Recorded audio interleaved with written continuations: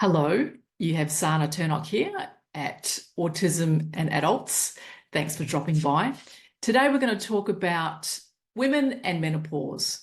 This was the time that I started to realise that something was going on for me, because prior to this time, autism hadn't even been on my radar. And once I hit this perimenopausal stage, things started to happen. What ended up happening was that I got a diagnosis, and then it led me on this journey of study and also learning about myself, discovering a new me, and getting to this point where I wanted to share some information with you. So let's take a dive into menopause, especially around menopause and autistic women, and let's see what we can discover. What I want to share with you were a couple of evidence-based papers of people who were autistic and who wanted to share some information. So that's more of a kind of a qualitative study. And then I've also got a study where it was more information around statistics. We find, as people being menopausal and being on the spectrum, that things start to happen to you a little bit more intensely. One of the things I wanted to shed some light on was a study that was published in 2022 in the Autism Journal, and it was conducted in the Netherlands. It focused on exploring the experiences of menopausal women, and there are about 70 of those who were both autistic and non-autistic, and the majority of those women were around 40 years and older. And to ensure the reliability of their findings, the study excluded individuals with intellectual disabilities and insufficient fluency in the Dutch language, any history of neurological conditions, and substance dependency. So they just, they had a particular focus and were clear about what they excluded and what they included. So through diagnostic interviews, and they did surveys and interviews around depression and anxiety and agoraphobia, the researchers actually found some pretty interesting insights. They found that autistic women reported higher level of menopausal complaints, particularly in terms of depression and anxiety. Autistic women also experienced somatic complaints, so where there was a heightened focus on physical symptoms that kind of led to emotional distress, regardless of the presence of an actual medical diagnosis or a medical condition. Interestingly, the non-autistic menopausal women also found that they had increased traits associated with ADHD. They found they became more inattentive, more hyperactive, and they were more impulsive. So that was the first study. The second study was one that was more focused on women sharing stories. And this study is titled When My Autism Broke. And the interviews were conducted anonymously online. Information was gathered through focus groups. And this was published in the Autism Journal in 2020. It was a pilot study because the numbers were quite small. I think there might have been about, I think there were about 7 or 8. And it highlighted the challenges faced by the autistic women who were seeking diagnosis, and they reported difficulties in masking their autistic traits, both at work and at home. So what this meant was that it was leading more towards having more communication and relationship challenges.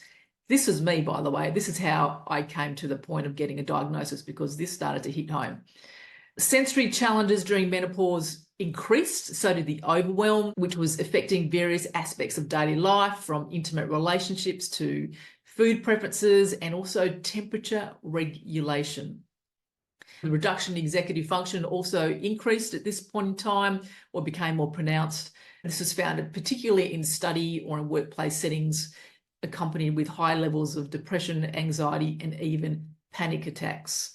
Interesting space to be in. Certainly from my side, as I mentioned earlier, communication issues and definitely hypersensitivity. I've had to navigate this space now as an autistic person, well, a knowing autistic person, for the last 3.5 years.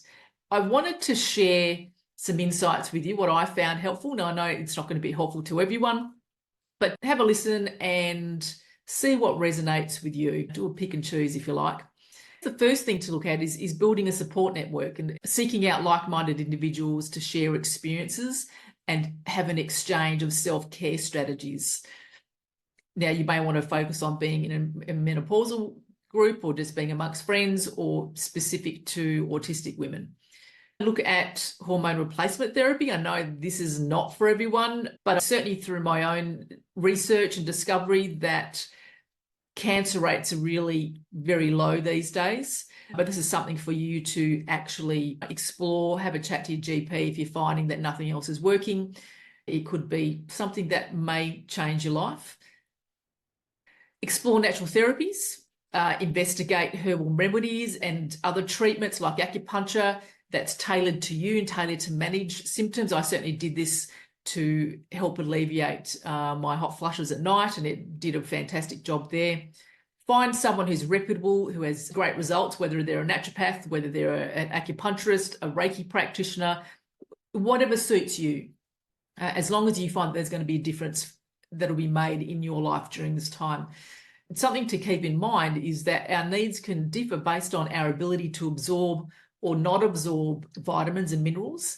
And this is something that I certainly have learnt in my journey. It's been a lifelong journey, actually. That's something to keep in mind if you want to go down the naturopathic route, and certainly something to share with someone who is a naturopath, but also who has an understanding around autism and absorption of nutrients and the like.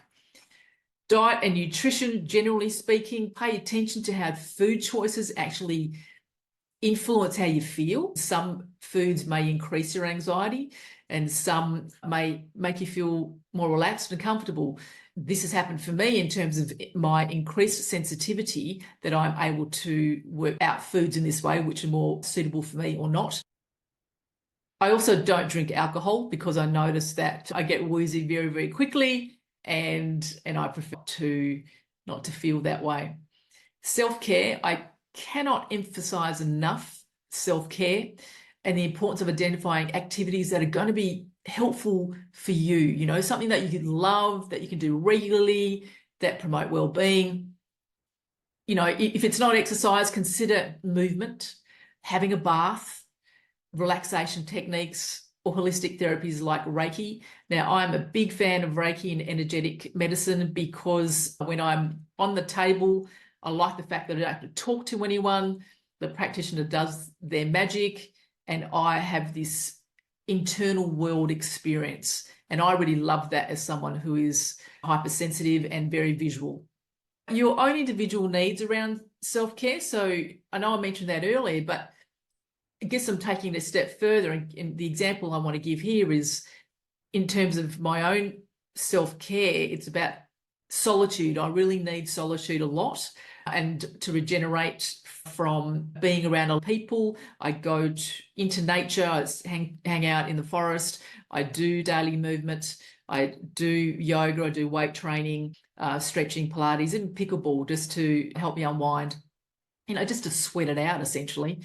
And I also find that movement and exercise and being out in nature really help to manage anxiety and just help me remain balanced and calm throughout the day. And essentially, honor your sensitivity needs. Now, this may mean advocating for yourself at work or at home and removing yourself from social situations that may cause more anxiety or feelings of being uncomfortable, especially where you're in environments where there is increased noise, crowds, or technology that can impede your ability to work or function effectively. So there you have it. Navigating menopause is pretty tricky at the best of times. When you're adding autism to that, it also can intensify, you know, your symptoms. Have a think if this is your space at the moment, or if you know someone where, you know, they're on the spectrum and they're also going through menopause or perimenopause. Invite them to have a look at this video, have a listen, see whether they can connect with it in any way. Video has resonated in some way for you. Please subscribe and press the like button. Happy for you to get in touch with me as well via the email or the website hello@courageunraveled.com or courageunraveled.com.